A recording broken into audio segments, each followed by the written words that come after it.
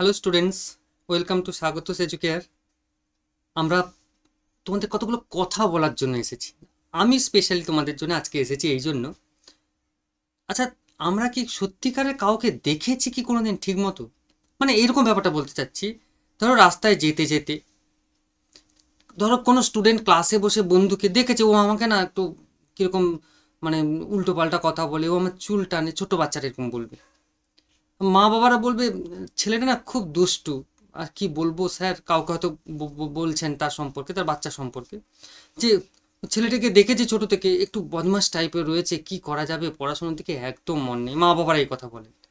তার মানে আমি একটু যদি ভালো করে কাউকে দেখার চেষ্টা করি, তার মানে এরকমই যে আমরা সত্যিকারের যে বলছি, সত্যি কি ছেলেটা খুব দুষ্টু, বা রাস্তায় যেতে যেতে এত মানুষজন যাচ্ছে, তাদেরকে আমরা সত্যি ঠিক করে দেখতে পেরেছি না, তার কোনো একটা দিক হয়তো ভালো আছে। এই দেখার টেকনিক, কে কিভাবে দেখে, এই দেখার একটা কৌশল আছে।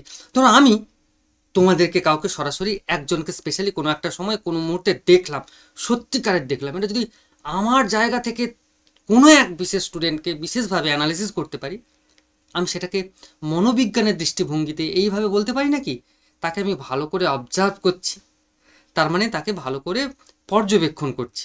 তো চলো আজকে আমাদের এই ক্লাস এই নিয়ে, যে কোনো একটা ইন্টারভিউতে গেলে, কোনো একটা ডেমনস্ট্রেশন ক্লাস করতে গেলে আমরা প্রথমে এইরকমভাবে একটা কোনো বিষয়ের অবতারণা করে সরাসরি বিষয়টার মধ্যে যাব। তার মানে আজকের আমার পাঠের বিষয় হচ্ছে অবজারভেশন বা পর্যবেক্ষণ পদ্ধতি। পর্যবেক্ষণ পদ্ধতি হচ্ছে অনেকগুলো মনোবৈজ্ঞানিক পদ্ধতির পদ্ধতির মধ্যে একটি অন্যতম এবং বিশেষ পদ্ধতি। কারণ এই পদ্ধতির মাধ্যমে আমরা যখন কোনো তথ্য সংগ্রহ করি তাহলে একদম জেনুইন হবে, সঠিক হবে।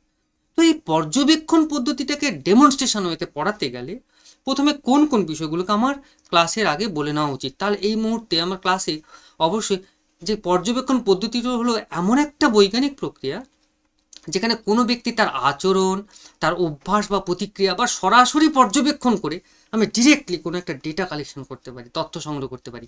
তার মানে পর্যবেক্ষণ করা মানে ওই রকম স্বাভাবিক ওয়েতে দেখাটা কিন্তু পর্যবেক্ষণ বলবো না। পর্যবেক্ষণ করতে গেলে একদম নিখুঁতভাবে তার প্রত্যেকটা কার্যকলাপ, তার প্রত্যেকটা আচার আচরণ, তার প্রত্যেকটা অভ্যাস, প্রত্যেক মুহূর্তে তার রিফ্লেক্ট বা প্রতিক্রিয়া সরাসরি যদি দেখে আমি বুঝতে পারি ব্যক্তিটা এইরকমই, দ্যাট ইজ অবজারভেশন। তাহলে এর উদ্দেশ্যটা কি, কেন আমরা এই অবজারভেশন পদ্ধতিটা নেব? শিক্ষার্থীর আচরণটাকে জানার জন্য, তার মনোযোগ কেমন, তার কোনো বিষয়ের আগ্রহ কেমন, শিক্ষার্থীর অভ্যাস বা কেমন রয়েছে, তারপর মানসিক প্রতিক্রিয়া বা প্রবণতাটা কেমন রয়েছে, এটা জানার জন্য আমাদের পর্যবেক্ষণ পদ্ধতি খুবই প্রয়োজন। এই উদ্দেশ্যেই কিন্তু নেই। এই পর্যবেক্ষণ করার কতগুলো টেকনিক, মানে পর্যবেক্ষণ তো অনেকগুলো মনোবৈজ্ঞানিক পদ্ধতির মধ্যে একটা একটা অন্যতম পদ্ধতি। তো এই পর্যবেক্ষণ পদ্ধতিরও আবার বিভিন্ন রকম টাইপ রয়েছে, বিভিন্নভাবে আমি অবজার্ভ করতে পারি। নেচারাল পর্যবেক্ষণ, সে স্বাভাবিক ওয়েতে যে কার্যকলাপগুলো করছে সেটাকে অজান্তে, তাকে না জানিয়ে যখন আমি অবজার্ভ করছি, দ্যাট ইজ ন্যাচারাল অবজারভেশন। আর একটা হচ্ছে নিয়ন্ত্রিত পর্যবেক্ষণ বা কন্ট্রোলড অবজারভেশন। এটাকে আমি একটা ডায়াগ্রামের মাধ্যমে তুলে দেব। তার মানে আমি বলে দিলাম এই এই জিনিসটা দিলাম, পরের দিন এই এইভাবে করতে হবে, আমি সেইখান থেকে তোমাকে দেখব। কোনো একটা ফর্ম দিয়ে গেলাম, এই ফর্মটা এইভাবে ফিল আপ করবেন, আমি পরের দিন কালেক্ট করবো, দ্যাটস ই নিয়ন্ত্রিত কন্ট্রোলড অবজারভেশন। আর পার্টিসিপেটিং অবজারভেশন, এটা ভালো একটা টেকনিক। না জানিয়ে তাদের মতো করে তাদের সঙ্গে সুন্দরভাবে মিশে গিয়ে বন্ধুত্বের একটা সম্পর্ক তৈরি করে তার মধ্য থেকে যখন ডেটা কালেকশন করব, তখন তখন আমরা বলবো অংশগ্রহণমূলক বা পার্টিসিপেটিভ অবজারভেশন। নেক্সট হচ্ছে অংশগ্রহণমূলক পর্যবেক্ষণ বা নন পার্টিসিপেটিভ অবজারভেশন। এখানে অংশগ্রহণ করছি না, দূর থেকে ব্যক্তিকে আমরা যখন পর্যবেক্ষণ করব। এই বিষয়গুলো মোটামুটি 4টে পদ্ধতি রয়েছে: natural observation, controlled observation, participative observation, আর একটা হচ্ছে নন পার্টিসিপেটিভ বা অংশগ্রহণমূলক পর্যবেক্ষণ।